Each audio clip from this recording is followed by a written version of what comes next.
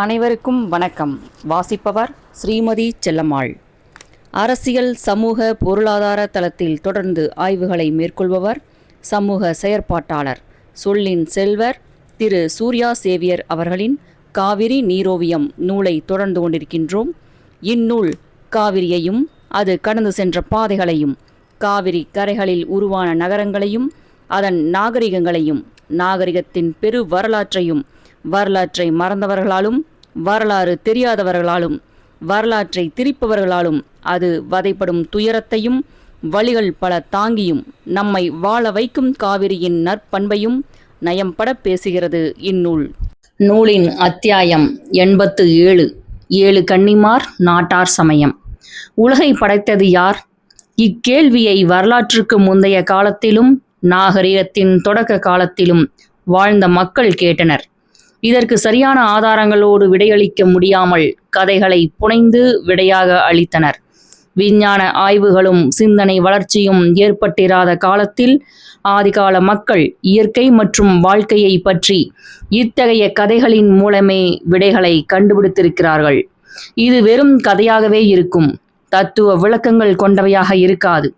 கதை உருவாக்கத்தின் மைய புள்ளி எதிலிருந்து இயங்குகிறது? வாழ்க்கையில் நலன்களை பெறுவதே மையப்புள்ளி. மழை பெய்ய வேண்டும், பயிர் வளர வேண்டும், காய் கிழங்குகள் கிடைக்க வேண்டும், நோய்கள் வராமல் இருக்க வேண்டும், வேட்டையில் விலங்குகள் கிடைக்க வேண்டும், இயற்கை சீற்றங்கள் தாக்காமல் இருக்க வேண்டும். வாழ்க்கையின் நலன்களை பெறுவதில் எழும் சிந்தனைகளும் அதையொட்டிய பருவநிலை மாற்றங்களும் மனிதர்களுக்குள் சடங்குகள் செய்வதை உருவாக்குகிறது. சடங்குகள் கதைகளில் இருந்து உருவாக்கம் பெறுகிறது. பருவ காலங்கள் மாறுவதை மனித உருவங்களாக கற்பனை செய்து அந்த உருவம் இறந்து மீண்டும் உயிர் பெற்று வந்து வாழ்வளிப்பதாக ஆதிகால மனிதர்கள் நம்பினர். இத்தகைய நம்பிக்கைகளுக்கான வாய் வழி கதைகள் எழுத்து வடிவம் தோன்றிய பிறகு தனி கதைகளாகவும் காப்பியங்களாகவும் சமய நூல்களின் பகுதிகளாகவும் ஆக்கினார்கள். கதை உருவாக்கத்தில் மிக பழமையானது பாபிலோனிய சுமேரிய கதைகள், கிரேக்க கதைகள், யூத கதைகள் மற்றும் ஆரியர்களின் வேத புராண கதைகள். இக்கதைகள் குறிப்பிட்ட சமுதாய நிலைகளில் பண்பாட்டு சூழலில் உருவாகிறது. சமுதாய மாறுபாட்டிற்கும் பண்பாட்டு வளர்ச்சிக்கும் ஏற்றவாறு கதைகளும் மாறுகிறது. இதில் வெவ்வேறு சமூக அமைப்பும் பண்பாட்டு வளர்ச்சியும் உள்ளவர்கள் கலக்கும்போது கதைகள் வேறுபட்டும் முரண்பட்டும் சிதைந்தும் உருவாகிறது. ஆனால் ஆதிகால மனிதர்கள் உருவாக்கிய கதைகள் தனி மனித கதைகளாக இருப்பதில்லை. அக்கதைகள் சமூகத்தை பிரதிபலிக்கும் கதைகளாகவே இருக்கும். இக்கதைகள் வாழ்க்கையின் உண்மை நிலையை பிரதிபலிக்கும் தன்மை கொண்டவையாக இருக்கும். புராண கதைகளின் மைய கருவானது கதை நிகழ்ந்த காலம் முதல் தற்போதைய நிகழ்காலம் வரை உலகையும் மனித விதியையும் ஒரு சக்தி இயக்குவதாக நம்ப வைப்பதற்கே. இது தொடர்ந்து நிகழ்கிறது. படைப்பு, மனித உயர்வு தாழ்வு, கடவுளை துதித்தால் மேன்மை பெறலாம் என்ற நம்பிக்கையின் மூலம் மட்டுமே கதைகள் தொடர்ந்து வாழ்விக்கப்படுகிறது. சிலுவையில் மரித்த கிறிஸ்துவினால் மேன்மை பெறலாம் என்பதை எவ்வளவு உண்மையாக ஒரு கிறிஸ்துவன் கருதுகிறானோ அந்த அளவுக்கு கதைகளின் மீதான நம்பிக்கையில் பயணிக்கிறது மனித உலகம். உற்பத்தியில் பொதுவாக அனைவரும் இருந்தபோது சமூக நோக்கோடு மட்டுமே மையப்படுத்தப்பட்ட கதைகள், உற்பத்தி கருவிகள் தனி மனிதர்களுக்கு சொந்தமாக்கப்பட்ட பிறகு அரசன் என்ற தனி மனித கதைகளும் அவனை தெய்வ நிலைக்கு உயர்த்தியதும் உருவானது. இதே காலத்தில் உற்பத்தியில் மட்டும் ஈடுபட்ட உழைப்பாளர்களுக்கு சில சிக்கல்கள் எழுந்தன. அரசனாலும் அச்சமூக அமைப்பாலும் குடிமக்களுக்கு ஏற்பட்ட பாதிப்பிலிருந்து தங்களை காக்கும் கதைகளையும் அது சார்ந்த சடங்குகளையும் உருவாக்குகின்றனர். இக்கதைகள் கனவுகள் காண்பதன் மூலம் பெரும்பாலும் உருவாக்கப்பட்டவை. பெண்களின் பருவ காலங்களை 7ஆக பகுத்தனர். பேதை, பெதும்பை, மங்கை, மடந்தை, அறிவை, தெரிவை, பேரிளம் பெண் ஆகிய 7 வகை. பூவின் பருவங்களையும் 7ஆக பகுத்தனர். அரும்பு, மொட்டு, முகை, மலர், அலர், வி வாடும் நிலை, செம்மல் ஆகிய 7 வகை. 7 என்பதை முழுமை அல்லது பரிபூரணம் என நம்புகிறார்கள். காலத்தை கணிக்கும் முறையில் 7 முக்கியத்துவம் வாய்ந்ததாக இருந்துள்ளது. வாரத்திற்கு மொத்தம் 7 நாட்கள், 7 பிறவி என்ற நம்பிக்கை, 7 சொர்க்கம், 7 வானங்கள், இது குரான் அமைப்புடையது. 7 கடல்கள், வானவில்லின் நிறங்கள் 7, 7 இசை, 7 கண்டங்கள். திருக்குறளில் உள்ள சீர்கள் 7, மேலுலகம் 7, கீழுலகம் 7 என்ற நம்பிக்கை. நுண்ணறிவாய் உலகாய் உலகு 7க்கும் எண்ணறிவாய் நின்ற எந்தை பிரான் தன்னை பன்னறிவாளனை பாவித்த மாந்தரை விண் அறிவாளர் விரும்புகின்றாரே. இது திருமூலர் பாடல். 7 புண்ணிய நதிகள். இராமாயணத்தில் உள்ள மொத்த காண்டங்களின் எண்ணிக்கை 7. அகப்பொருள் திணைகள் 7, புறப்பொருள் திணைகள் 7. சூரிய கடவுளின் ரதத்தில் உள்ள குதிரைகளின் எண்ணிக்கை 7. கடை 7 வள்ளல்கள், 7 மலையான், இப்படி இன்னும் ஏராளமாய் ஏழ்கள் சார்ந்தவை உலகம் தழுவிய அளவில் உள்ளன. உலக அதிசயமும் 7 என்றே வைத்துள்ளார்கள். உலா என்பது சிற்றிலக்கியங்களில் ஒன்று. இதில் அரசர்கள் உலா வரும்போது 7 வகையான பெண்களும் அரசனை பார்த்து காமுறுவார்களாம். அரசனுக்கு அடுத்து தெய்வங்கள் உலா வரும்போதும் இதே 7 நிலை பெண்களும் தெய்வத்தை பார்த்து காமுறுவார்களாம். பக்தியில் அல்ல போலும். பெண்கள் ஆண்களை கண்டு காமுறுவர் என்றே உலா சிற்றிலக்கியம் பதிவு செய்கிறது. என்ன நடந்திருக்கும்? அரசர்கள், பாளையக்காரர்கள், ஜமீன்தார்கள், சிறு மிராசுதார்கள், கிராம முன்சிப்கள், தலையாரி, கணக்கு பிள்ளைகள் ஆகியோரின் பாலியல் வன்முறைக்கு பெண்கள் பலியாகி உள்ளார்கள். இப்படி பாதிக்கப்பட்ட இளம் பெண்கள் கன்னி தெய்வங்களாக மாறி உள்ளனர். சாதி, மன மறுப்பின் காரணங்களால் கொல்லப்படுதல் அல்லது தற்கொலை செய்தல், திருடர்களை எதிர்த்து அகால மரணமடைதல், தீ அல்லது நீர் விபத்தில் மாண்டு போதல் ஆகியவையும் சிறு தெய்வங்களை உருவாக்கியுள்ளன. உயிருக்குள் உயிர் சுமந்து மனித குலத்தை விருத்தியடைய செய்வது பெண்தான். இன்பத்தை கருவாக்கினாள் பெண் என்பார்கள். இக்காரணத்தினாலேயே பெண்ணை மகாசக்தியாக பார்த்திருக்கிறான் ஆதிமனிதன். அவளை கையெடுத்து கும்பிட்டு இருக்கிறான். அந்த பழங்கால மரபுக்கு இன்றும் நிலவும் சான்றுதான் தமிழர்களின் கன்னி வழிபாடு. தெய்வத்துக்கும் மேலானவள் தாய், அம்மன் என்று அழகு தமிழில் அவளை நம்மவர்கள் அழைத்தனர். ஈன்று காத்து இனவிருத்தி செய்பவர்கள் அம்மன்களான நிலையில் திருமணமாகாமல் இறந்த பெண்ணை கன்னி தெய்வமாக கருதும் வழக்கமும் இருந்தது. 7 கன்னிமார் வழிபாடு என்ற பெயரில் இவ்வழிபாடும் நம் பண்பாட்டில் கலந்திருக்கிறது. இக்கன்னிகள் பெரும்பாலும் தங்களின் சராசரி வாழ்வை தவறவிட்டவர்கள் அல்லது துச்சமாக தூக்கி எறிந்தவர்கள். கன்னித்தன்மையை கொடுத்து தாய்மையை பரிசாக பெறாமலேயே இறந்தவர்கள். இதனாலேயே சராசரி பெண்களை ரட்சிக்கும் தெய்வ நிலைக்கு அவர்கள் உயர்ந்து விடுகிறார்கள். சுமங்கலிகள் கன்னி தெய்வங்களை வழிபட்டால் மாங்கல்ய பலம் அதிகரிக்கும். கன்னி பெண்களுக்கு விரைவில் திருமண யோகம் கைகூடும் என்பது பொதுவான மூட நம்பிக்கை. இந்த தெய்வங்களுக்கு ஆடி, தை மாதங்களில் சிறப்பான பூஜைகள் செய்வது வழக்கம். பொதுவாக ஒரு வீட்டின் திசைகளை கன்னி மூலை, அக்னி மூலை, வாயு மூலை, ஈசான மூலை என பிரித்து கூறுவது உண்டு. அதில் வடகிழக்கு மூலை இறைவனுக்கு உரிய ஈசான மூலை என்றால், தென்மேற்கு மூலை கன்னி தெய்வத்திற்கு உரிய கன்னி மூலை. தமிழர் குடும்பங்களில் நோயாலோ விபத்தாலோ மடிந்துவிட்ட கன்னியரை தெய்வமாக கருதி கும்பிடுகின்றனர். தை பொங்கலை ஒட்டிய நாளில் அந்தி கருக்களில் இச்சம்பிரதாயம் நடந்தேறுகிறது. இளநார் பெட்டி ஒன்றில் மஞ்சள் கிழங்கு, சிற்றாடை அல்லது சேலை, கண்ணாடி, சீப்பு, வளையல் வைத்து சாம்பிராணி மணத்தை வீடு முழுவதும் நிரப்பி முற்றத்தில் பிச்சிப்பூ நீர் தெளித்து கன்னியை வரவேற்று வழிபடுகின்றனர். இந்நார்பெட்டிக்கு கன்னிப்பெட்டி என பெயர். கன்னிப்பெட்டியை வைக்கும்போது அக்குடும்பத்தில் உள்ள பூப்படைந்த பெண்ணுக்கு அருள் வந்து மூச்சிறைக்கும். அவரிடம் தங்களது குறைகளை முறையிட்டு தீர்க்குமாறு குடும்பத்தினர் வேண்டுவர். தன்னை மறக்காமல் வழிபட்டால் துயரத்தை போக்கி குடும்பத்தை தழைத்தோங்க செய்வதாக அவரிடமிருந்து அருள்வாக்கு வரும். பின்னர் கன்னி மூலையில் உயரமான இடத்தில் இள நார்பெட்டியை வைத்து விடுவார்கள். அடுத்த வருட பொங்கலன்று வீட்டை சுத்தம் செய்து காலையில் கன்னிப்பெட்டியை திறக்கும் போது அதில் கடந்த ஆண்டு வைத்த மஞ்சள் முளைவிட்டிருந்தால் கன்னி தெய்வம் துடியாக இருப்பதாக நம்பிக்கை. முதலாண்டு வைத்து படைத்த கன்னிப்பெட்டியை மறு ஆண்டுதான் எடுப்பார்கள். அதற்குள் வைத்திருந்த துணியை உரியவர்கள் உடுத்த கொடுப்பார்கள். இக்கன்னி பொங்கல் தமிழகத்தின் பல பகுதிகளில் அவரவர் பாணிக்கு ஏற்ப கொண்டாடப்படுகிறது.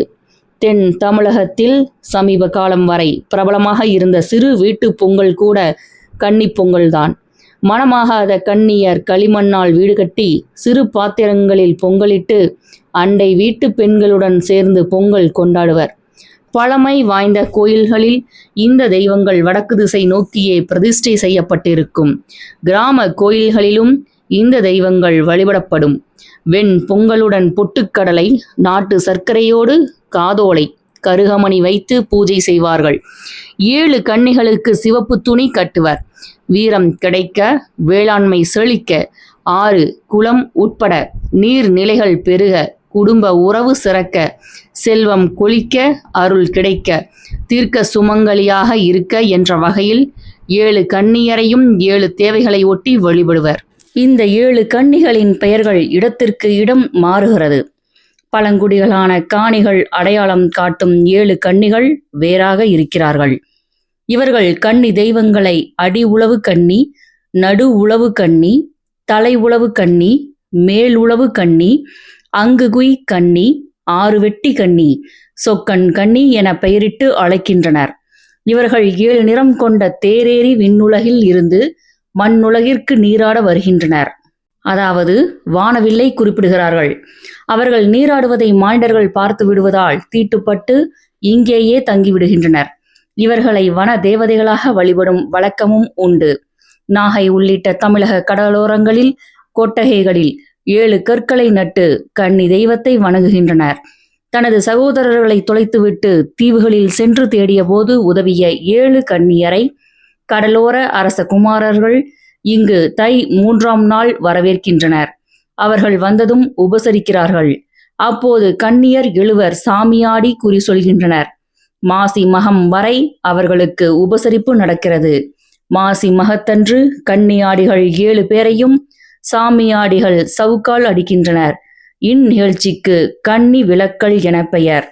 சவுக்கடி நிகழ்ச்சிக்கு பின்னர் கன்னி தெய்வங்களை அக்னி வடிவில் மாற்றி சட்டியில் வைத்து கட்டுமரத்தில் ஏற்றி கடலுக்கு அனுப்புகின்றனர். கர்ப்பிணி பெண்கள் நோய்வாய்ப்பட்டால் குணமாக வேண்டும் என நேர்ந்து கன்னி சிலை செய்து வைப்பார்கள்.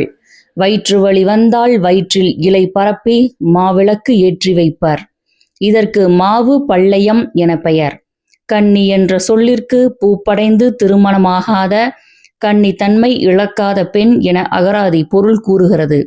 இயல்பாகவோ அல்லது கொலை செய்யப்பட்டோ இறக்கும் பெண்களை கன்னி தெய்வமாக வழிபடும் மரபு தமிழகத்தில் பரவலாக காணப்படுகிறது. இறந்த கன்னிப்பெண் தன் வீட்டாருக்கு வளமையும் பாதுகாப்பும் அளிப்பதாகவும் அவள் கன்னி பெண்கள் மீது இறங்கி அருள்வாக்கு சொல்வதாகவும் நம்பப்படுகிறது. கன்னி தெய்வங்கள் 7 என்று குறிப்பிடும் வழக்கம் காணப்படுகிறது. 7 கன்னிமார், 7 கன்னி தெய்வங்கள் என்று இதனை கூறுவது உண்டு. 7 கன்னி தேவதைகள் வானத்திலிருந்து இறங்கி வந்து நீராடி கழிப்பது, துன்பப்படுவோருக்கு உதவுவது போன்ற கதைகள் பரவலாக உள்ளன. வனப்பகுதிகளிலும் மலையை ஒட்டிய பகுதிகளிலும் திறந்த வெளியில் கன்னி தெய்வ கோயில்கள் இருக்கின்றன. இவற்றை வன தேவதைகளாக கொண்டு வனத்தில் வழிபடும் வழக்கமும் காணப்படுகிறது. ஒரே கல்லில் 7 பெண் உருவங்கள் வடிவமைக்கப்பட்டு வழிபடப்படுகிறது. இந்த தெய்வங்களுக்கு என்று தனித்த வழிபாட்டு முறைகள் இல்லை. பிற தெய்வங்களுடன் இணைத்தே வழிபடப்படுகின்றன. இந்த தெய்வங்களை அடையாளப்படுத்திக் கொள்வதற்காக சிறு தெய்வம் என்றும், பெரும் கோவிலினை மையமாக கொண்ட வைதிகம் சார்ந்த தெய்வங்களை பெருந்தெய்வம் என்றும் வகைப்படுத்துகிறார்கள். பெருந்தெய்வம் மற்றும் சிறு தெய்வம் என்ற சொல்லாடல்களுக்கு பின்னால் பெரும் சமய அரசியல் ஒளிந்துள்ளது. அப்பர் தமது தேவாரத்தில் சென்று நாம் சிறு தெய்வம் சேரோம் அல்லோம் என சிறு தெய்வ வழிபாட்டை இகழ்ந்து பாடுகிறார். பெரியாழ்வார் திருமொழியில் பிண்ட திரளையும் பேய்கிட்ட நீர்சோறும் உண்டற்கு வேண்டி ஓடித் திரியாதே என குறிப்பிடப்படுவதும் இன்றும் வெகு மக்களால் வணங்கப்படும் சிறு தெய்வ கோவில்களே. பெரியாழ்வார் குறிப்பிடும் இவ்வழிபாட்டு முறையே தென் மாவட்டங்களில் சூறை விழா என இன்றும் நடக்கிறது. மாடனை காடனை வணங்கும் அறிவெழுகாள் என பாரதியார் இகழ்கிறார். இவ்வழிபாட்டை இன்றளவும் பின்பற்றி வருபவர்கள் வைதீகத்தால் ஒடுக்கப்பட்ட மற்றும் பிற்படுத்தப்பட்ட மக்களே. ஆகம வழி நின்ற பெருந்தெய்வ முறைகள் காலம் காலமாய் சிறு தெய்வங்களை உச்சரித்தோ அல்லது வெறுத்து ஒதுக்கியோ நூற்றுக்கணக்கான ஆண்டுகாலம் தம் அரசியலை திறம்பட செய்து வருகின்றன. சிறு தெய்வ வழிபாட்டை வைதீகம் தன்னளவில் இழிவாகவே பார்க்கிறது. வெகு மக்களால் வணங்கப்படும் தீப்பாய்ச்சி அம்மன் எனும் தெய்வத்தை கணவன் இறந்த பிறகு உடன்கட்டை ஏறிய பெண், சாதி காரணமாய் நெருப்பிடப்பட்ட பெண், தீ விபத்தில் மாண்ட பெண் எனும் வகைமையில் அடக்கலாம்.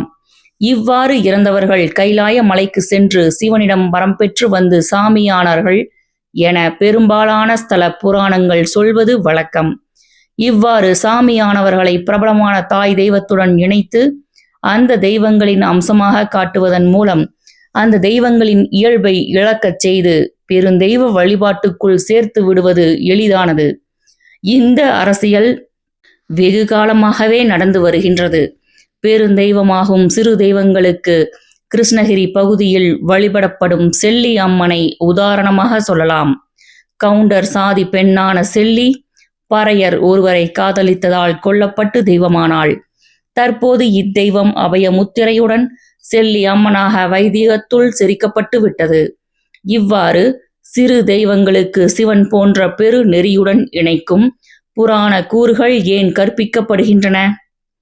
ஏனெனில் சமூகத்தில் எண்ணிக்கையில் பெரும்பான்மையோர் இவர்கள்தான்.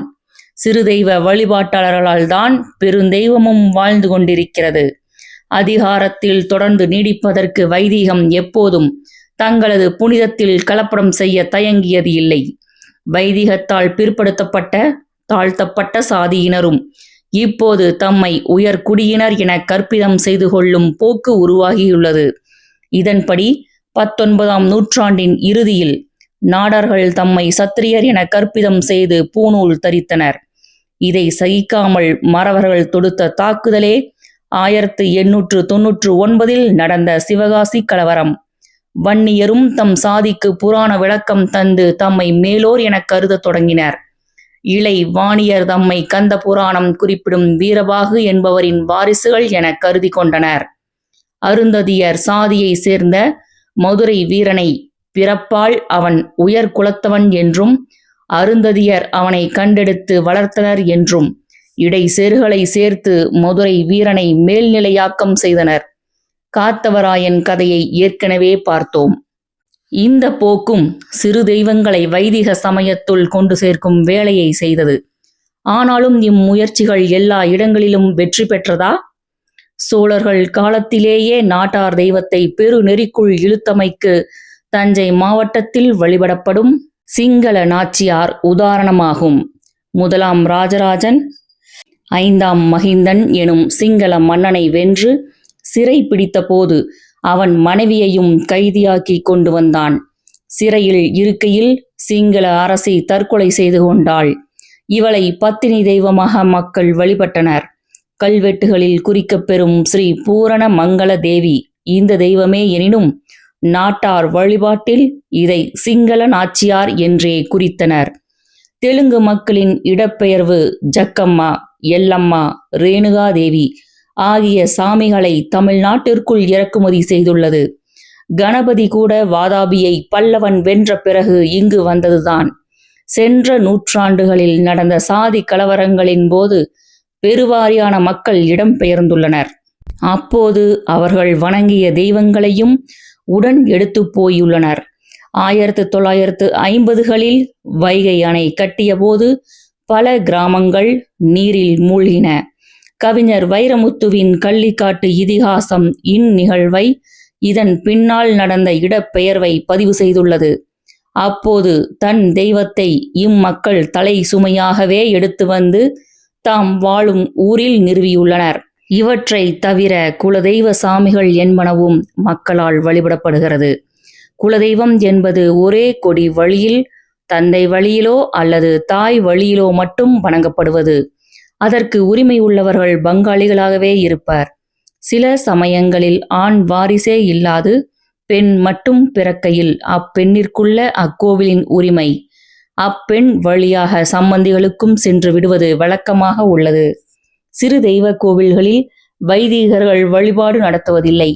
மருத்துவர், வண்ணார், வள்ளுவர், வேளார், தமிழ் பண்டாரம், பறையர் ஆகிய சாதியை சேர்ந்தவர்களே வழிபாடு நடத்தி வைக்கின்றனர். இக்கோவில்களில் சாமியாடிகள் உள்ளனர்.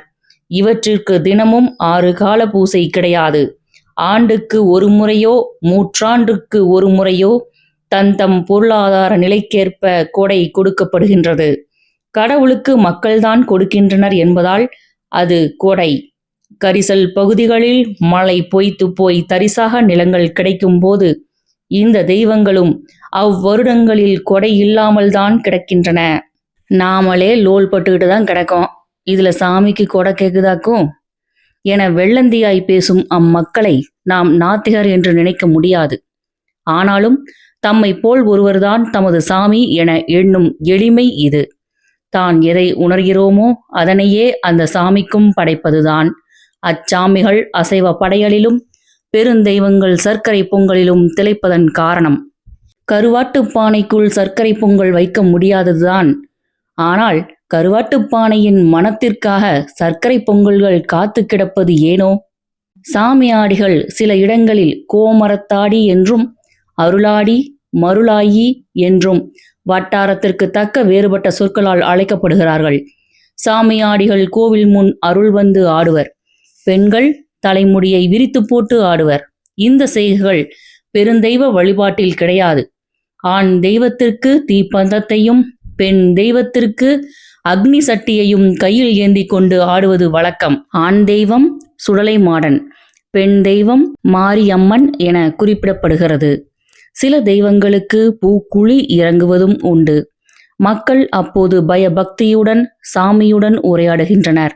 சாமியின் பிரதிநிதியாக அருள் வந்து ஆடுபவரை கருதி தம் குறைகளை சாமி ஆடுபவரிடம் மக்கள் சொல்வர்.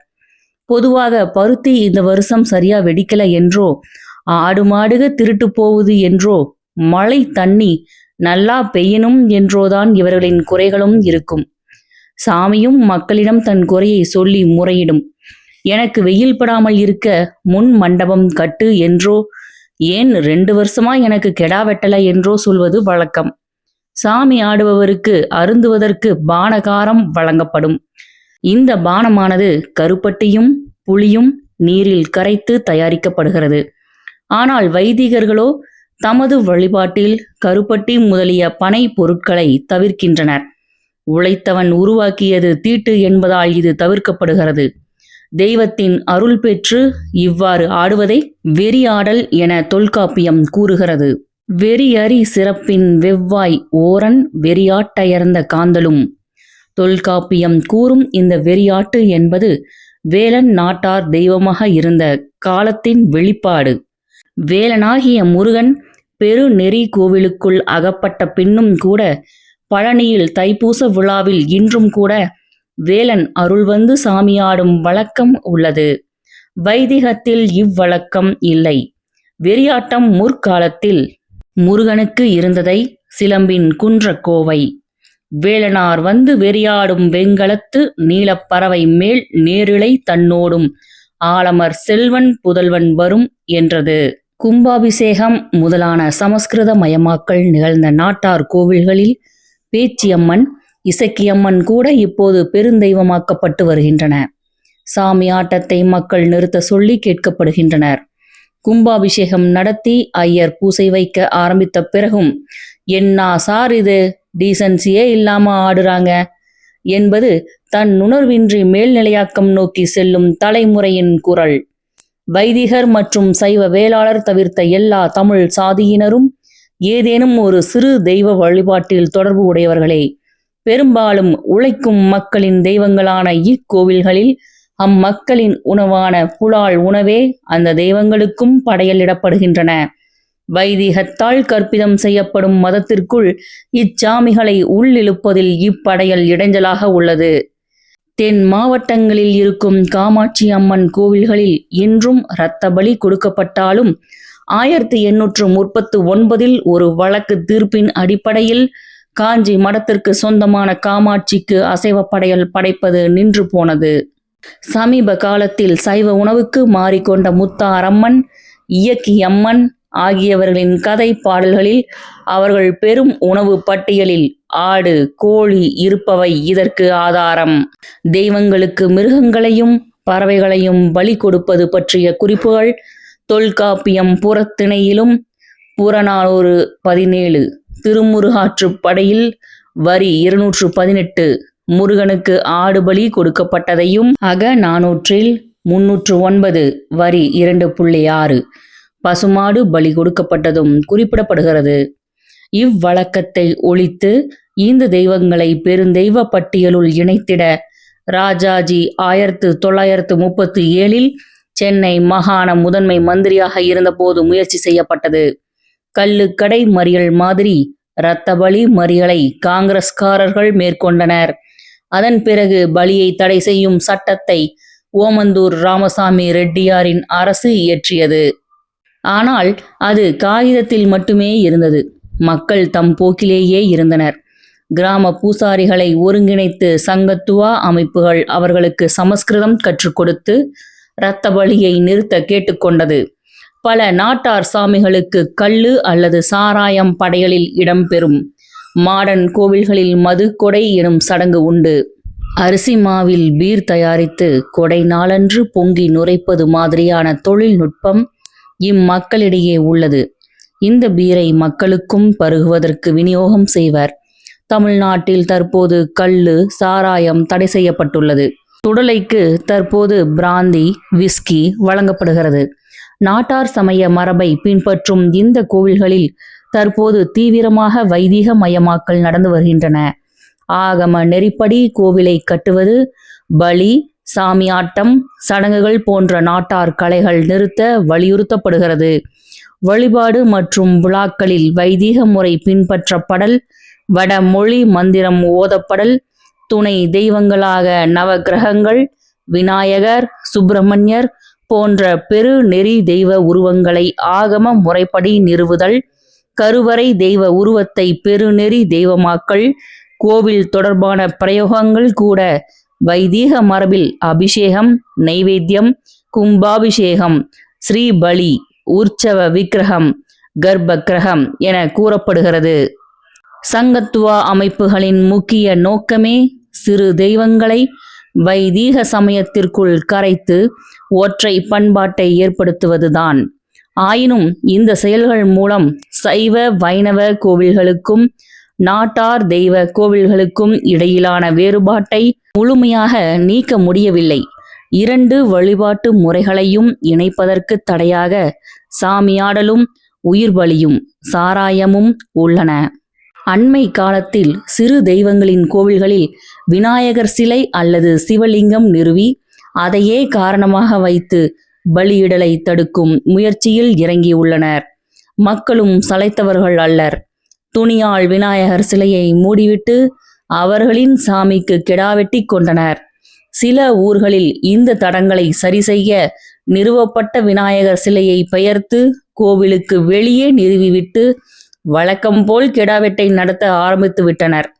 சங்கத்துவா விரும்பி போற்றும் வடமொழி சார்ந்த வைதீக பண்பாட்டிற்கு எதிராய் நாட்டார் சமய தெய்வங்கள் இருப்பதும் பெரும்பான்மை மக்களின் வழிபாடாக அவை இருப்பதும் தடையாக இருக்கின்றது. எனவேதான் இந்த கோவில்களில் வழிபாடு நடத்தி வந்த பூசாரிகளுக்கு சமஸ்கிருத மந்திரம் கற்றுக் கொடுப்பதும் தந்திரமாக சைவ படையலுக்கு அந்த சாமிகளை மாற்றுவதும் நடக்கத் தொடங்கியுள்ளது. இது நிச்சயமாக பண்பாட்டு படையெடுப்புதான். இந்த தாக்குதலை நாட்டார் தெய்வங்கள் சமாளிக்குமா அல்லது இவர்கள் விரும்பும் ஒற்றை அடையாளத்துள் கரைந்து போகுமா என்பதை காலம்தான் முடிவு செய்யும். இப்போது ஒரு கேள்வி எழுப்புகிறார்கள். இரத்த பலி போன்ற மூட நம்பிக்கைகளை ஆதரிக்கலாமா என்பதே அக்கேள்வி. நம்பிக்கை என்ற பெயரில் கடவுளை வணங்குவதற்கும் மூட நம்பிக்கை என்ற பெயரில் கடவுளை வணங்குவதற்கும் உள்ள வித்தியாசம் என்ன என்ற எதிர்கேள்வியே அவர்களின் கேள்விக்கு பதிலாக வருகிறது. சிறு தெய்வ வழிபாட்டு முறைக்கும் பெருந்தெய்வ வழிபாட்டு முறைக்குமான வேறுபாடு என்ன? வைதீகம், சைவம், வைணவம், இஸ்லாம், கிறிஸ்தவம் போன்று எந்த நிறுவனத்தாலும் ஏற்றுக்கொள்ளப்படாத முறையில் உள்ளவையே நாட்டார் சமய தெய்வங்கள். நாட்டார் தெய்வங்கள் நிறுவனம் சாராதவை, வட்டார அளவில் கூட நிறுவன அமைப்பு இல்லாதவை. நிறுவன சமயம் என்றாலே அதிகார தொடர்புடையது, மேலானது, கீழானது என்ற கற்பிதம் கொண்டது. அதற்கென புனித நூலோ விதிகளுடன் கூடிய வழிபாடு முறையோ எல்லோரும் ஓரிடத்திற்கு செல்லும் புனித இடங்களோ கிடையாது. இவை ஏதும் இல்லாமல் முற்றிலும் தனித்து நிற்கிறது நாட்டார் தெய்வங்கள். பெருந்தெய்வங்களைப் போல அனைத்து இடங்களிலும் ஒற்றை தன்மை கொண்டதல்ல. சென்னை முதல் குமரி வரை வட்டாரத்திற்கு வட்டாரம் மாறுபாடு கொண்டவை. சென்னை வட்டாரத்தில் காளன் வழிபாடு, ஆற்காடு பகுதியில் பொன்னியம்மன் வழிபாடு, திருவண்ணாமலை வேலூரில் போத்தி ராஜா வழிபாடு, கொங்கு பகுதியில் அண்ணன்மார் வழிபாடு, திருச்சியில் காத்தவராயன் வழிபாடு, புதுக்கோட்டையில் நாடியம்மன் வழிபாடு, மதுரை சிவகங்கை ராமநாதபுரத்தில் கருப்புசாமி வழிபாடு, நெல்லை தூத்துக்குடி குமரியில் சுடலை மாடன் வழிபாடு என பன்மை தன்மை கொண்டதாக உள்ளது. ஆங்காங்கே நாட்டார் தெய்வங்களுக்கு ஒரு சில சிறப்பிடங்கள் மட்டுமே உண்டு. சமயபுரம் மாரியம்மன், கோவை பண்ணாரியம்மன், இருக்கன்குடி மாரியம்மன், வண்டியூர் மாரியம்மன் போன்ற சிறப்பிடங்கள், காசி, மெக்கா, பெத்லஹேம், கைலாசம் எல்லாம் நாட்டார் தெய்வங்களுக்கு கிடையாது. இதில் முக்கிய அம்சம் என்னவென்றால், நாட்டார் வழிபாட்டில் பெண் தெய்வங்களே அதிகம். இங்கு பெண்கள் சாமியாடவும் பக்தர்களுக்கு அருள் பாலிக்கவும் திருநீறு கொடுக்கவும் உரிமை உண்டு. பெருந்தெய்வ கோவில்களில் மட்டும் அல்லாது எல்லா மதங்களிலும் பெண்கள் வழிபாடு நடத்துவதில் முற்றிலும் விலக்கியே வைக்கப்பட்டிருக்கிறார்கள். நாட்டார் தெய்வங்களின் மையமான பணியே மக்களை காவல் காப்பதுதான். பெருந்தெய்வங்களைப் போல வரம் கொடுப்பதோ அழிக்கும் தன்மை கொண்டதோ அல்ல. ஊர் எல்லையில் உறங்காமல் நின்று பாதுகாக்கும். பெருந்தெய்வங்கள் நுகர்வு சார்ந்தவை. சிறு தெய்வங்கள் உற்பத்தியோடு தொடர்புடையவை, கொடுக்கும் தன்மை கொண்டவை. இதனால் யார் நுகர்வது யார் பெறுவது என்பது புரியும். எத்தகைய நோக்கத்தோடு இவை உருவாக்கப்பட்டுள்ளது என்பதும் புரியும். நாட்டார் தெய்வ உருவாக்கம் மக்களை காக்கும் தன்மையுடன் உருவாக்கப்பட்டது. பெருந்தெய்வங்கள் அனைத்தும் மதங்களை காக்கும் நோக்கம் மட்டுமே கொண்டவை. நாட்டார் தெய்வ வழிபாட்டில் நம்பிக்கை உடையவர்களுக்கு சமயபுரமும் வேளாங்கண்ணியும் நாகூரும் ஒன்றாகவே தெரியும். அவைகள் வேறு வேறாக தெரியாது. அவர்களுக்கு நம்பிக்கை ஒன்றுதான். நாடும் வீடும் நலமுடன் இருக்க வேண்டும், நாம் மட்டுமே நலமுடன் இருக்க வேண்டும் என்ற நோக்கம் கொண்டோரே இந்த மக்களை சடங்குகளுக்குள் இழுத்து வர படாத பாடுபடுகிறார்கள். நாட்டார் வழிபாடு என்றவுடன் பலியிடுதலும் அதையொட்டிய இரத்த ஓட்டங்களும் அருவருப்பு சார்ந்ததான கண்ணோட்டம் உருவாக்கப்படுகிறது. பெருந்தெய்வ கோவில்களில் பலிபீடம் எதற்கு உருவானது என்ற கேள்விக்கு இவர்கள் என்ன பதில் சொல்வார்கள்? அதை முகர்ந்து பாருங்கள். லோகாயதவாதிகளின் இரத்தம் உறைந்திருக்கும். நாட்டார் தெய்வங்களின் வேர் வலிமையானது. பெரும் தெய்வங்கள் புராணங்களுடன் மட்டுமே தொடர்புடையது. அதை ஆராய்ந்தால் அதன் வலிமையே போய்விடும். ஆனால் நாட்டார் தெய்வங்கள் நிலத்திலிருந்து எழுந்தது, மனித உயிர்ப்புடன் தொடர்புள்ளது. நாட்டார் தெய்வங்களின் மற்றொரு சிறப்பான அம்சம் யாதெனில், மக்களை காக்க ஆயுதமேந்தி போராடும், வாழ்விற்கான போராட்ட வழியை கற்றுக் கொடுக்கிறது. அவை உருவானதும் ஆதிக்க எதிர்ப்பில் மரணமுற்றவைதான். நாட்டார் தெய்வ பாடல்கள் வெறுமனே பாடி மகிழ்வதற்கோ பொழுது போக்குவதற்கோ உரியன அல்ல. அந்த பாடல்களில் சமூக எதிர்ப்பு இருக்கும். அடித்தள மக்களின் எதிர்பார்ப்புகள் இருக்கும். சில வேளைகளில் இந்த அடித்தள மக்கள் எதிர்ப்பை காட்ட முடியாத சூழ்நிலையில் அதற்கான கதைகள், பாடல்கள், வசவுகள், பல மொழிகள் ஆகிய வடிவங்களை பயன்படுத்தி இருக்கிறார்கள். எதிர்குரல்களை இதன் வாயிலாக அறிந்து கொள்ள முடியும். தமிழ்நாட்டின் உண்மையான சமூக வரலாற்றை எழுத முக்கிய சான்றுகளாக இந்த நாட்டார் வழக்காறுகளை பயன்படுத்த முடியும். வைதீகம் சார்ந்த பெண்களிடம் 2 பாடல்களை மட்டுமே பெற முடியும். அது தாலாட்டும் ஒப்பாரியும் தான். ஏனெனில் உழைப்போடு அவர்கள் தொடர்பற்றவர்கள் என்பதால்தான். பிற்படுத்தப்பட்ட சாதியினரும் ஒடுக்கப்பட்டவர்களும் தான் உடல் உழைப்பு செய்வார்கள். நாட்டார் பாடல்களில் உழைக்கும் மக்களின் பிரதிபலிப்பு அதிகமாக இருப்பதை காணலாம். நாட்டார் தெய்வங்கள் சாதியோடு இணைந்தது என்று சொல்கிறார்கள்.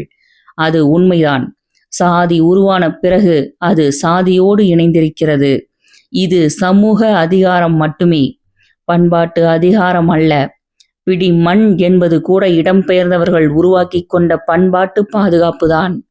மும்பையின் தாராவியில் நாட்டார் தெய்வ கோவில்கள் எல்லா சாதியினரிடத்திலும் இருப்பதை பார்க்கலாம். சாதிக்கான வேர்கள் எங்கிருந்து உருவானது? பெரும் தெய்வங்களை நிலைப்படுத்துவோரிடம் இருந்துதான். எந்த சாதியை சேர்ந்த சராசரி கிராமத்து மக்களும் திருமணத்தில் முதல் வெற்றிலை பாக்கு குலதெய்வத்திற்குத்தான் வைக்கிறார்கள். குடும்பத்தில் நல்ல விஷயத்திற்கு குலதெய்வத்திற்காக பொங்கல் வைப்பார்கள். திருமணமான ஆணும் பெண்ணும் முதலில் குலதெய்வ கோவிலுக்கு தான் போவார்கள். அவர்கள் திருப்பதி வெங்கடாஜலபதியையோ அல்லது திருத்தணி முருகனையோ வணங்கலாம். ஆனால் குலதெய்வ வழிபாடு என்பது கட்டாய சடங்காக இருக்கிறது. இது வாழ்க்கையோடு இணைந்த ஒன்று. காஞ்சி சங்கராச்சாரியார், ராமகோபாலன் செல்வாக்கிற்கு ஆட்பட்டு செல்வி ஜெயலலிதா ஆட்சியில் இங்கு உயிர்பலி தடை சட்டத்தை கொண்டு வந்தார்கள். போராட்டங்கள் வெடித்த பிறகு அந்த சட்டத்தை நீக்கினார்கள். ஒரு அரசு அமைப்பில் இருப்பவர்கள் தங்களுக்கு எதிரானதாக எது இருக்கிறது என தெரியும் அளவிற்கான தாக்கத்தை இந்த வழிபாட்டு முறை ஏற்படுத்துகிறது. உழைக்கும் மக்களுக்கான வழிபாட்டு முறை என்ற பார்வையிலிருந்து இதை அணுக வேண்டும். ஆதிக்க வர்க்கம் தங்களின் அரசியல் அதிகாரத்தை நிலைநிறுத்த நாட்டார் தெய்வங்களை நிறுவன தெய்வங்களின் அம்சங்கள், அவதாரங்கள் என்று கற்பிதம் செய்து ஆரிய வலையின் பெரு முடிச்சிற்குள் சிக்க வைக்க முயற்சிக்கிறது. அதில் ஓரளவு வெற்றியும் பெற்றுள்ளது. ஆனால் கிடா எங்கே என கருப்பு கேட்கும் கேள்விக்கான பதிலை அவர்களால் கொடுக்க முடியவில்லை. கருப்பு கேட்கும் கேள்விகளுக்குள் எப்போதும் உழைக்கும் மக்களின் கோபமே அடங்கியிருக்கிறது. அத்தகைய கருப்பின் பிள்ளைகள்தான் பெரியார் எனும் கருப்பு சட்டை மனிதருக்கு பின்னால் அணி அணியாக திரண்டவர்கள். ஆம், பெரியாரின் இயக்கத்தில் பெருமளவிற்கு வந்தவர்கள் நிறுவன சமயத்தினர் அல்ல, நாட்டார் சமய வழிபாட்டு மரபினரே. காவிரி என்றால் ஓடிவரும் நீர்தானே? நீர் என்றால் என்ன? அடுத்து பார்க்கலாம். நூலின் இப்பகுதி இத்துடன் நிறைவடைகிறது. மேலும் மகாகவி பாரதியாருடன் பயணித்த திரு வ. ராமசாமி அவர்கள் எழுதிய பாரதியார் அவர்களின் வாழ்க்கை வரலாற்றை கூறும் மகாகவி பாரதியார் மற்றும் திரு மதன் அவர்கள் எழுதிய வந்தார்கள் வென்றார்கள், சமூக வரலாற்று ஆய்வாளர் திரு சே. திவான் அவர்கள் எழுதிய வர சொன்னார்கள் வந்தார்கள் வென்றார்கள் மற்றும் கவி பேரரசு திரு வைரமுத்து அவர்கள் எழுதிய தமிழாற்றுப்படை, எழுத்தாளர் திருமதி ரோண்டா பைன் அவர்கள் எழுதிய மாயாஜாலம், மகாபாரதத்தின் மாறுபட்ட பக்கங்களை கூறும் எழுத்தாளர் திரு எஸ். ராமகிருஷ்ணன் அவர்கள் எழுதிய உப பாண்டவம், மலையாள எழுத்தாளர் திரு ஆனந்த் நீலகண்டன் அவர்கள் எழுதிய அசுரன், வீழ்த்தப்பட்டவர்களின் வீர காவியம், ராவணன் மற்றும் அவனது இனத்தாரின் கதை, மேலும் டாக்டர் ஜோசப் மர்ஃபி எழுதிய ஆழ் மனதின் அற்புத சக்தி என்ற நூலும்,